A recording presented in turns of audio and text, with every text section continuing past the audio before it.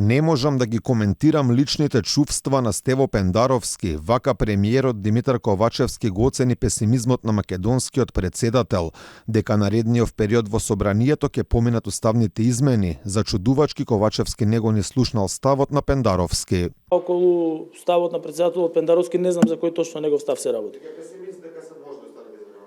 Па не можам јас чувствата на председателот да ги коментирам. Премиерот не знал ниту колку пари ќе земат членовите на работната група која ќе треба да ги предложи уставните амандмани со цел менување на уставот и внесување на бугарите во него. Хонорарите тоа Министерство за правда ќе треба да го определи на каков начин ќе биде согласно закон и согласно правилници, кога ќе биде направено ќе биде соопштено. Министерството за правда веќе ги објави делот на експертите кои што се предложени од политичките партии.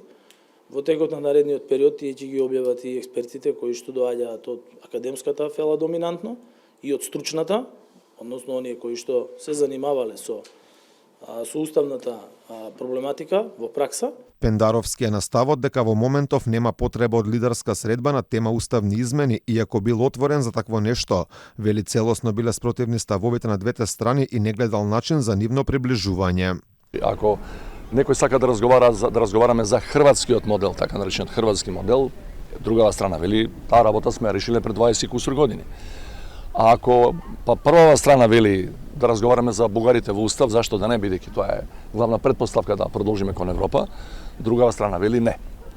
Така што не можеш со сила да натераш никога на муабет. Сосем сигурно голем проблем за власта ќе биде цврстиот став на опозицијата дека во овој пратенички состав уставните измени нема да се случат доколку не се прифати хрватскиот модел, за кој очигледно од власта нема зелено светло. Проблем секако ќе им биде условувањето на дел од албанските партии од опозицијата дека ќе поддржат уставни измени само доколку се промени делот со јазикот, односно само ако 20% бидат заменети со албански јазик, со што истиот де факто ќе се изравни со македонскиот во македонскиот устав.